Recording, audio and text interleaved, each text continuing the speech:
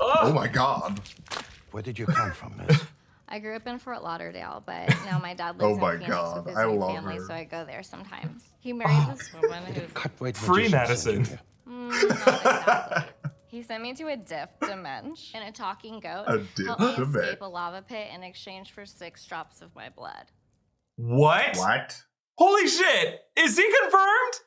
That's gotta be Mephisto! No way. No way. Oh my. Yo, it's gotta be. It's gotta be. Who else is gonna make a deal? That's the only devil I know. Holy shit! I made a pact with a demon that I cannot discuss. Otherwise, he said he would reap my soul and the souls of all I love, which honestly is so dramatic, and I hate drama. That is Mephisto. That sounds a lot like Mephisto. Can't lie. Cannot even lie. My goodness. What did you do, Madisynn? He is confirmed. This is Mephisto. I'm not crazy this time. I'm not crazy now. You are not crazy. That's a demon. That's a demon. I may have been crazy past times. Not this time. Not this time. Wait. Oh my God. Oh my God. Oh my God. That is him. What? I don't care what you call him. What? That's totally Mephisto. You can call him whatever you want. That's a name tag. That's just a name. That's a hi, Erik Voss name tag. That's hi, my name is Jake name tag. They're making fun of me. I swear to God. They're targeting you. I feel targeted. I feel seen. I feel seen. I feel seen. Seen and targeted. Welcome back to New Rockstars. Mephisto is confirmed in the MCU. He's been confirmed for the 6th time, if you ask me. But this time it counts. It counts. This is our clearest confirmation yet, as She-Hulk episode 4 introduces Madisynn with why, but not where you think. She gets sent to this fiery hell dimension where a talking goat named Jake saves her from a lava pit in exchange for her soul. Holy She-Hulk! She-Hulk! This is Inside Marvel, New Rockstars official after show for She-Hulk. I'm Erik Voss. With me is MT. Hey, MT. Hey, what's going on, homie? I hope buddy. It's Mephisto. I hope to God it's Mephisto. Oh, I hope so too. It's such a shame that Jess is on vacation this week. I wish she was here for this. Miss you, Jess. We need you here to help us, or at least to talk some sense to us. But while Jess is out this week, she did pre-shoot her Easter egg breakdown for episode 4, so it's still gonna come out later today. Stick around for it, because I'm sure she has some thoughts on Mephisto, or whether or not it's Mephisto, whether or not we're crazy. But yeah, what a fun episode that digs into the deeper lore of the MCU, of course, but also just explores how awful it is to swipe date in Los Angeles. Oh my God. It's quite terrible. Her first dates were pretty awful. A lot of creepy men. Yeah, it's never a fun time, I think. Well, in this episode, we start with a magician named Donnie Blaze. It's not Johnny Blaze, it's Donnie Blaze. I feel like there was a joke there, right? I mean, come on. Right. We're making a Johnny Blaze reference, at least. That had to be intentional. He does a show at the Mystic Castle, and if you live in the Los Angeles area, you know this is a parody of the Los Angeles-based Magic Castle Theater. And you see this get made fun of a lot. Actually, the MCU has already made fun of this with like Jimmy Woo doing close-up magic, right? Yes. Like I feel like he would take classes at this place.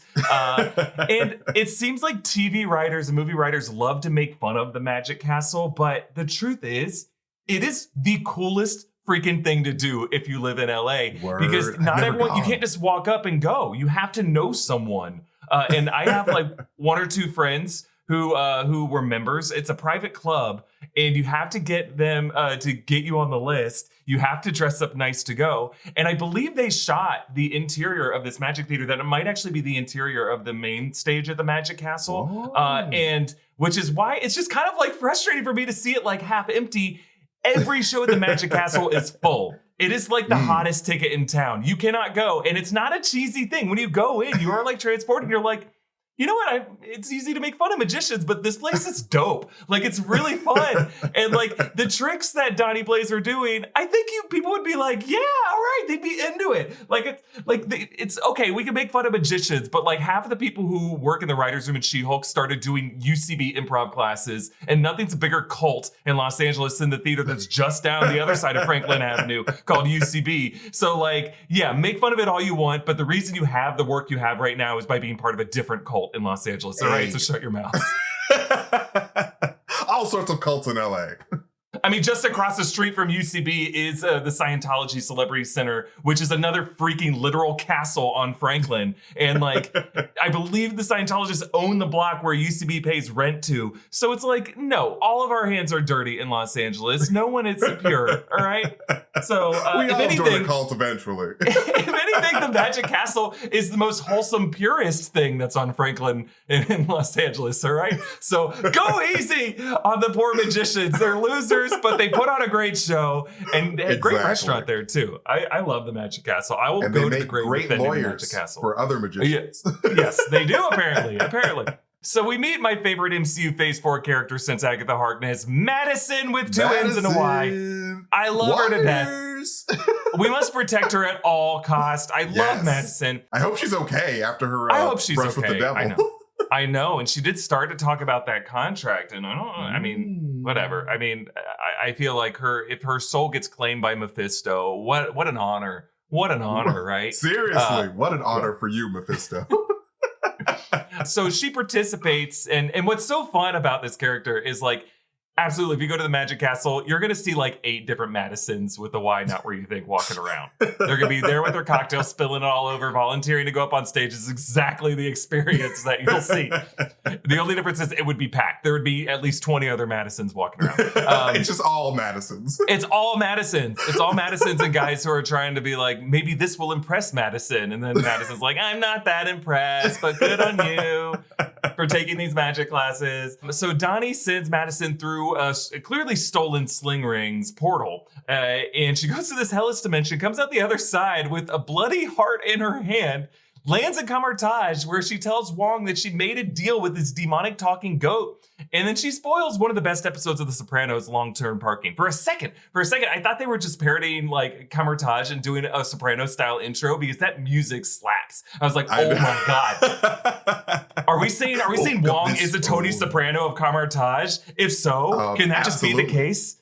Can we do like is all of the MCU Wong's dream from the beginning of season 5 of The Sopranos, where he has like this crazy David Lynch style dream sequence with Annette Bening showing up playing herself? Like, couldn't that be what the MCU is? Just Wong's fever dream where he's been like injured somewhere and he's like, yeah, I get to imagine myself as a Sorcerer Supreme. And then he's still on the mountain, on Wundagore Mountain. He's just knocked out. Can all the MCU end with just like Wong in a restaurant and then it just blacks out on Wong and that's the end of the MCU and you don't really know what happened? God, I hope so. Wong is my Tony Soprano, I think, at the end of the day. Okay, I mean, if you think like the death of Phil Leotardo in the ending of season whatever of The Sopranos is similar to the Illuminati being killed off, right? That, if anything, was a Godfather-style slaying where people's heads were being imploded. I think this is all connecting, MT. I think we've discovered... There's too many coincidences. A new galaxy brain theory here. Anyway. It's all Sopranos. MC Sopranos. It's all Sopranos, universe. Yes. Okay, so Jen tells her dad that she never reported that wrecking crew attacked the police, which I'm sure is going to come back to haunt her. But she sets up a dating profile, and then Wong shows up telling Jen that Donnie Blaze was a student of the mystic arts, but only for a week until he was kicked out for summoning kegs to his frat brothers. So they decide to sue Donnie Blaze to stop him from using real magic. But Donnie and the theater owner, this delightful, charming man named Cornelius P. Willows, blows them off. He's great. And then Jen goes on a date with a douche named Alan who makes her pick up the tab. Now, I have to go on a bit of a rant here. Again, I know I keep talking about how I lived in LA for 12 years, and I probably sound a lot like Alan, but 12 years is a long time to get to know the city. That is a pretty long time. And I can attest, I did spend, before I met Kelly, I spent quite a bit of time going on swipe dates like this. And yes, this is very true. They suck. And a lot of us are douches who are very superficial, and we will just talk about ourselves the whole time. We get intimidated by women who have successful careers. And while I just came from like a nowheresville in Florida, a lot of the people who moved to LA are these guys who spent like a year and a half in New York or Chicago and act like they are experts on those cities. but like they couldn't cut it in those cities, and that's why they left them. Not all of them. I mean, look, I met someone from Chicago, and she's like my favorite person in my life, obviously. But she also grew up in Chicago. I think she knows quite a bit about it. And also I met some people who spent like a year in Chicago, and they're just delightful people. But also you meet some people who come from Chicago and New York, and they kind of suck. It's a mixed bag here in LA. That's just the truth. But yes, there are quite a few Allens. There are Allens everywhere on these dates, and I get that this is meant to be satire, but I'll just say that every single Allen that I know, they are very superficial, and I just don't know if they would call Tatiana Maslany a 6. That rang a little like too parodic for me. I'm like, I don't know.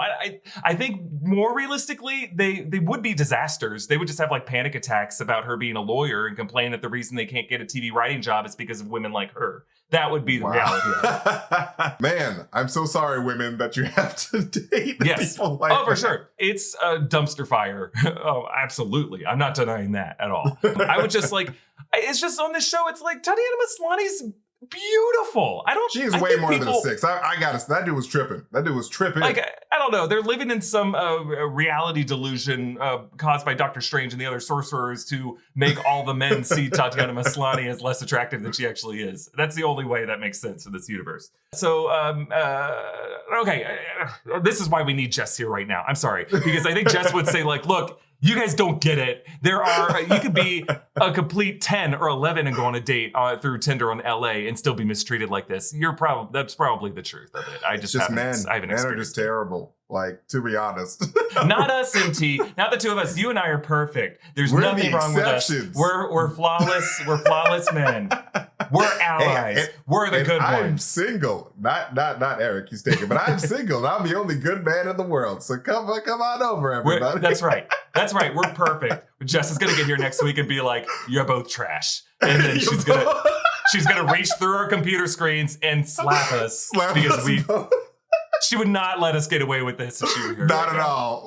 We're going on a field day. So Madisynn testifies against Donnie Blaze. I love they bring her in as a witness. I want to know what party she was at ahead of time, but absolutely I would have been in that crowd going, Madisynn. I would love if it was the Zemo party, because it kind of looked like the Zemo party. That's right. Yes. Zemo was in the background just going, And what I love about it is if she lived in LA, right? Because she was at the Mystic Castle, which is an LA venue. The courtroom is in LA. Clearly like a morning trial. Wherever this party was, it was like clearly no windows, 24-hour rave where she's just like drinking. She's that drunk in the morning, which is like, this is exactly the kind of party that I would never go to, but like a part of me wishes I could be cool enough to go to those, Right. Same here. I can't do loud noises. I mean, I'm telling you, if you live in LA, Joseph's on Ivar and Yucca. I would park there going to my improv theater, which is on Hollywood. It was not on Franklin. I wasn't good enough to get into UCB on a team. Well, I did get on a UCB team at one point,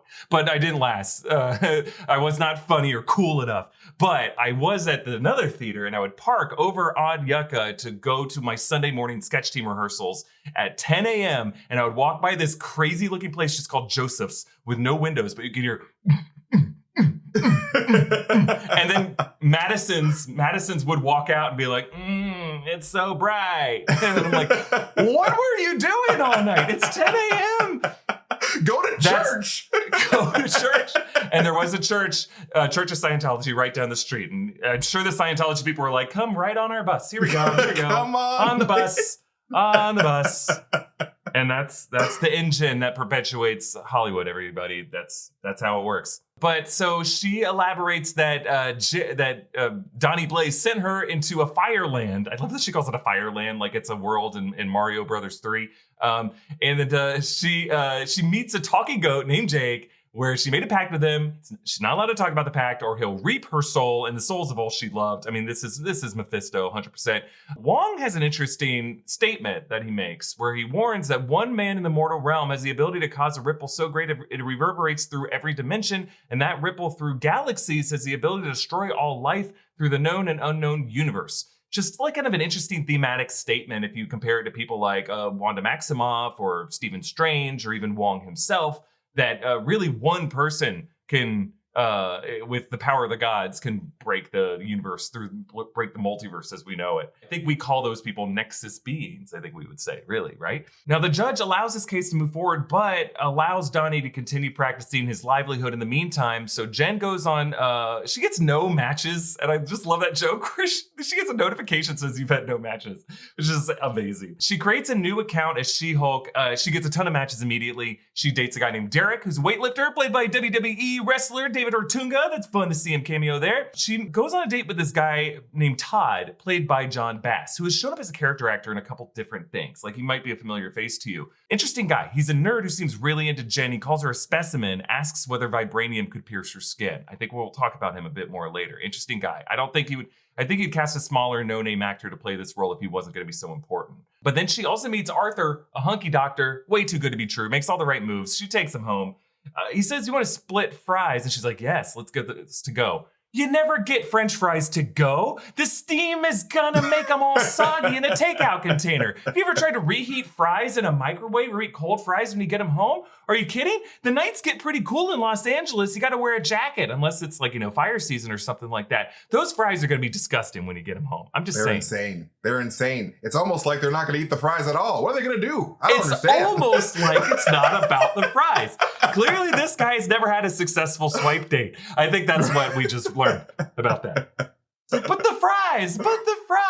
Anyway, I worship at the altar of French fries. And if a single fry gets uneaten from that basket, I feel like a crime has been committed. I think is what really. I mean, that's a good feeling. I would roll with that feeling because that is true. So Donnie Blaze does another show where he summons a bird that lays an egg, and an egg hatches into a goblin monster that grows and grows and grows. It turns into these bat goblin things. He opens a portal to the Hell Dimension where even more goblins swarm out. Wang cleans up this mess, gets She-Hulk's help, and then Jen returns to Arthur, where they head off to the bedroom, and he knocks the lamp. That's the old Who Framed Roger Rabbit joke, where that's how you show a VFX thing interacting with the real world to make it look more photorealistic. You literally knock the lamp. So I love that a little wink there, that little tip of the hat to that. So the next morning, the news reports that Titania's legal charges have been dropped. So this whole story with Titania has just been kind of unfolding on news reports in the background since the opening episode. I think that's a factor of probably them restructuring the season because it's so weird that she's clearly such a major threat, but they just keep reporting her on news reports.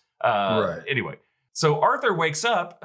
Arthur, dude, he sees that Jen's reverted human form, loses all interest. Another example of I'm sorry, if you woke up to Tatiana Maslany, I don't think you'd be disappointed. I don't care who you are. It's like Tatiana Maslany. Right? Yeah, I would be totally fine. I'd be like, first of all, who are you? Oh, you're she. That's fine. Yeah, that's totally fine. I can do both. Yeah. I best of both worlds, really. Which is part of the reason why I suspect that some of these guys going on dates where there might have been after something else. I don't know. Anyway, we'll talk about it in a bit. But Jen gets served a lawsuit to stop using the name She-Hulk. And by the way, this is actually this actor who plays the guy who brings the paperwork is one of her Tinder dates that she swiped on. And it's actually Jessica Gao's partner, her longtime partner, who's also an artist. So this guy is a cameo. He was the guy who had a cat with a sailor hat on it, and he had a matching captain hat. So this guy is a friend of the show, obviously. Not our show. Nice. Our show. He could be a friend of our show. Hey, if you want to come on. Let's just say he is. Let's just say he is. Come as a friend.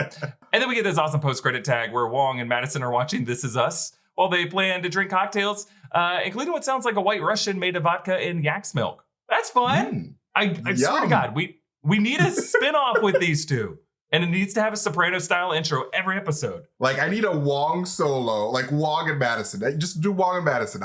I will totally pay extra for Disney Plus for that. I think what we need is an episode of Agatha Coven of Chaos, which was going to be Agatha House of Harkness. And then WandaVision, each episode should be its own kind of TV homage. And we need to have at least one episode where it's just a Sopranos parody with Agatha. And we need Madisynn playing the Adriana role. We need Wang playing the Tony Soprano role. And we need Agatha playing the Carm role. Right? Let's get this man in the writing room right now. Let's get Erik in the writer's room right now. Come on, man. I need to see that yesterday. I think we need to dreamcast the rest of the cast. Who would be Chris Moltisanti in this universe? Maybe Evan Peters. I've never seen The Sopranos. MT, we need to start a viewing party with you and me. Madisynn spoiled it for me. I was like, come on, Madisynn, why? I was gonna get to that eventually. All right, before we dive in, MT, what's going on with the merch world? Yo, guys, be sure to check out newrockstarsmerch.com where you can grab our latest obsession shirt, Lady Justice, inspired by the She-Hulk series. This shirt is limited edition and will be gone faster than Donnie Blaze's audience because that was pretty damn fast. So be sure to grab one when you can. And when you purchase the latest obsession shirt, you unlock the ability to get a custom shout out that will appear right here on Inside Marvel. Pretty dope. But Eric, our first question for today is, was Mephisto, the man himself, just confirmed to be MCU canon? All aboard! Boom, dun, we're going off of the rails on the Mephisto train. Yes, we are.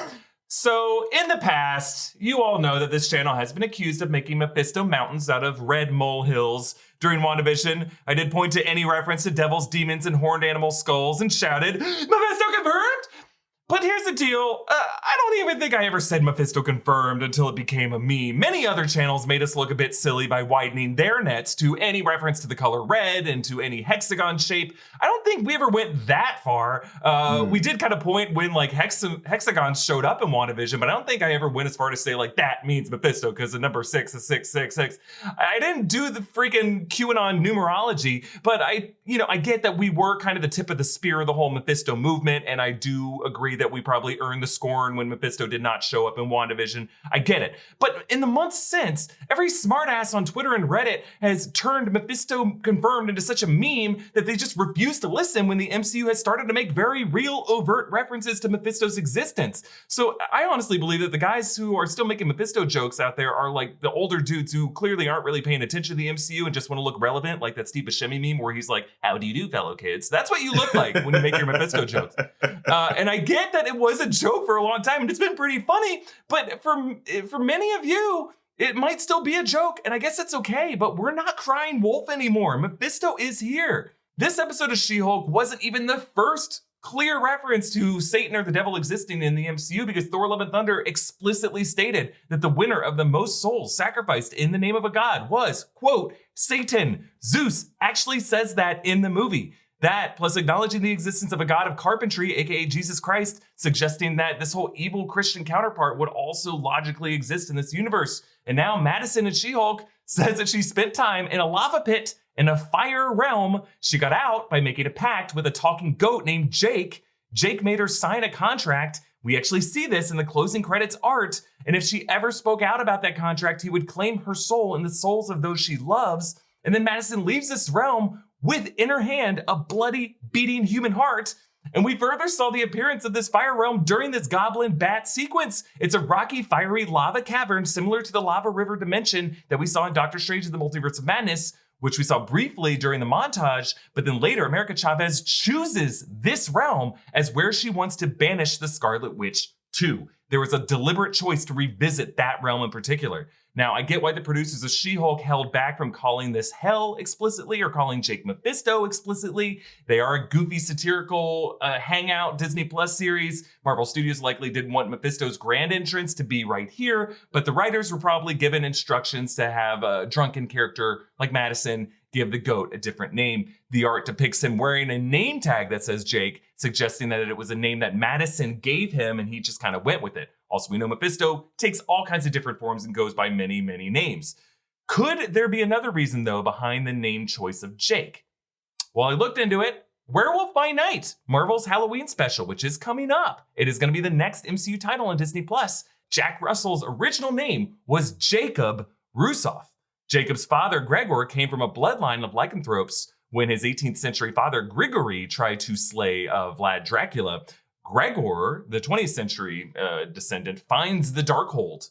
And in the Darkhold, he reads a passage that reawakens the werewolf curse in his family. And that's how Jacob Russoff becomes a werewolf.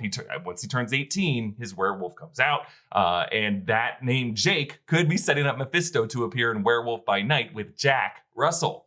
That's just, I don't know. I don't know if that's the case. Jake could just be a random name. Maybe they're like, Maybe they're searching through pages of comics. Okay, Mephisto is never called Jake, so we'll choose that name. And then I'm like, aha, Werewolf by Night Jake? And they're like, God damn it.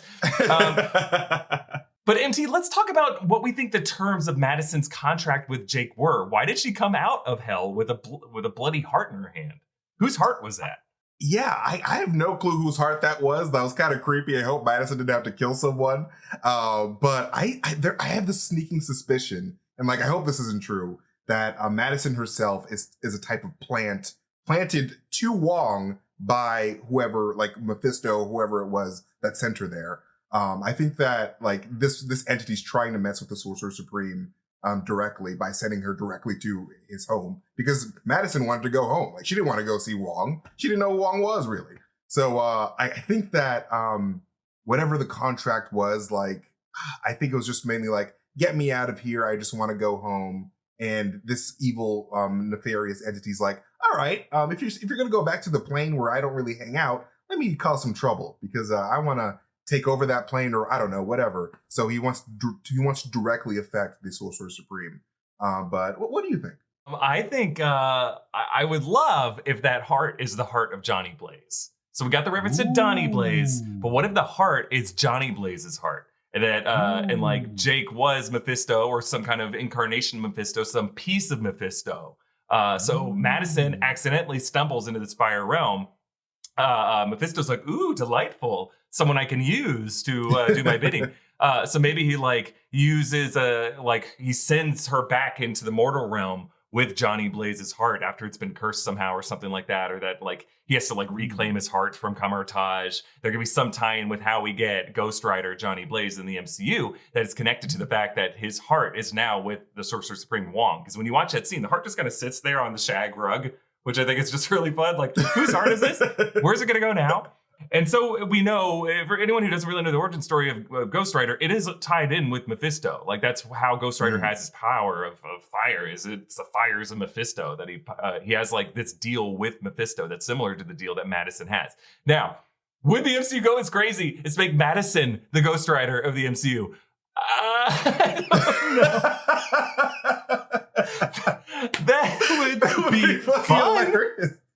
But not the way we want to go, I think. But Madisynn does need to be in the Ghost Rider show, I think. I think the idea here is that Madisynn is one of many characters in the MCU who has made a deal with the devil, right? And we're going to see how lots of characters who have made a deal with the devil through some kind of accident, through some kind of wish fulfillment. And it's all going to tie in with the Darkhold. It's going to tie in with the sorcerers. And we're starting to plant the seeds here. I don't know if Madisynn's going to come back. I sure hope she does, because she's delightful. She's great, either and I love her. In Agatha Covenant of Chaos or in Wonder Man, because Wonder Man's going to be set in the world of Hollywood show business. Madisynn's got to show up at a party in the show, right? Like, oh yeah, for sure. Madisynn's like, she needs to be the new Coulson. Yeah. Oh, for sure. For sure. The new Coulson or Stan Lee, like the Madisynn. That's it. Madisynn makes a cameo. I mean, she's got to be at these clubs dancing with Zemo. Like, I assume she was in Madripoor at some point at these clubs. Oh, yeah. She's the best. Just in addition to like potential people that this demon could be, I think that we could also be looking at a demon called the Nameless One, who doesn't have a name. They only call him the Nameless One, but he's also the god or the leader of this group of demons called the Undying Ones, if I'm not mistaken. And like we saw in this episode that these demons that She-Hulk was punching were just not dying. And I'm just thinking like, maybe we could be dealing with the Undying One here, because the Undying One, the Nameless One, because the Hulk did have a brief interaction with the Nameless One in the comics. So I'm thinking either Nameless One or maybe even Satanish, but like Mephisto is like number one for me. Like that has to be like a big guess here, because like he's too big. He's literally the biggest, most associated name for Satan in the MCU. So I'm feeling Mephisto for sure. I mean, we are recording this episode on Wednesday. It's obviously, you're watching it now here on Thursday, and today's Disney Plus day. So we don't know if there's going to be any announcements about Werewolf by Night or what that show will look like. But like, it's not gonna be a show. It's gonna be a one-off special. But like, I don't know, Halloween season, dealing with Jack Russell, a story that has to do with the Darkhold. I feel like Mephisto would be an interesting person to bring into this show. Like, it would be a very high profile thing. Like, what a way to end phase 4 on Disney Plus. I guess we also have the Guardians of the Galaxy holiday special, and we'll have Black Panther Wakanda Forever coming in November. But like, if you think like the star of Phase 4 is either like Wang or Wanda Maximoff or something like that, I feel like Mephisto's been such a huge part of the Phase 4 speculation train. Like right at the end here to bring in Mephisto would be freaking amazing. I feel It'd be dope. It'd be dope. I mean, it would make my year. It would fix everything. Everything in my life. It would be honestly. Like another like Miss Marvel X-Men mic drop. It's like, oh yeah, and Mephisto. Got it. And Mephisto. Please, Marvel, if you're listening, there's still time. There is still time. Do it, please. All right, we have a lot more questions coming out of this episode of She-Hulk, but we want to thank Brooklinen for sponsoring this episode. Whether you're a superhuman Hulk or just a regular old human, we all want a comfortable night's sleep in the best sheets possible. But how do you determine which sheets are the best with all those confusing thread counts that don't even matter? Well, that's where Brooklinen comes in. Brooklinen was created to give customers luxury hotel-level home essentials. They offer everything from snuggly sheets to cozy towels and robes, loungewear, accessories, and much more. They partner with top caliber suppliers, and they only use the highest grade materials. Brooklinen knows better than anyone that high quality materials are the most important element of a good sheet, not really thread count, because each sheet is made with ultra durable cotton that will get softer and softer with every use and wash. You'll feel like you're snuggling up to breathable, supreme comfort every single night, no matter how you sleep. And they offer a top tier 365-day return policy, plus an additional year for sheets, pillowcases, and duvet covers. And if you're new to the brand and not sure where to start, rest easy and shop in comfort with Brooklinen's online quiz. Whether you're looking for the perfect set of cozy sheets, a new robe, or a complete home overhaul, their quiz is the best place to find a curated list of high-quality products that are perfectly suited to your lifestyle. So refresh your rest today with Brooklinen, best-in-class bedding. Go to brooklinen.com and use the promo code InsideMarvel to get $20 off plus free shipping on your purchase of $100 or more. That's BROOKLINEN.com and enter the promo code InsideMarvel for $20 off plus free shipping on your purchase today. We also want to thank Blue Chew for sponsoring this episode. Fellas, we all want to perform a little magic in the bedroom, but sometimes you need more than just a sling ring. You need a little blue. That's right. This episode is also brought to you by Blue Chew. Confidence can take you far in life. It can also help in the bedroom. That's where Blue Chew comes in. Blue Chew is a unique online service that delivers the same active ingredients as Viagra and Cialis, but in chewable tablets and at a fraction of the cost. You can take them anytime, day or night, so you can plan ahead or be ready for whenever an opportunity arises. The process is simple. You sign up at bluechew.com, consult with one of their licensed medical providers, and once you're approved, you receive your prescription within days. It's all done online, so no visits to the doctor's office, no awkward conversations, and no waiting in line at the pharmacy. Blue Chew's tablets are made in the USA and prepared and shipped direct to your door in a discreet package. So if you could benefit from some extra confidence when it's time to perform, Blue Chew can help. And we've got a special deal for our fans. Try Blue Chew free when you use our promo code MARVEL at checkout. Just pay the $5 in shipping. That's bluechew.com, promo code MARVEL to receive your first month free. Visit bluechew.com for more details and important safety information. We thank Blue Chew for sponsoring this podcast. All right, MT, I know you have some thoughts on this question. This montage of matcher dates that Jen goes on, do we think at least one of these guys might actually be trying to steal She-Hulk's blood? Specifically, I'm talking about Todd, the nerdier one, who calls her a specimen and brings up if vibranium could pierce her skin. Yeah, absolutely. I think that was a teaser for like the greater threat to She-Hulk in the show. I think that this weirdo is trying to find ways to pierce this woman's skin. I don't know what possessed this man to think that, like, hey, let me talk about like ways to stab you. Like I want to know how to do that. And I definitely feel like he's linked to those guys that jumped Jennifer at the end of episode 3. And I do have a feeling that, and I'm going to be diving into this in my Sunday video, but I have a feeling that this Todd guy could actually be the brother of the leader, a little Marvel villain called Madman, who is a Red Hulk.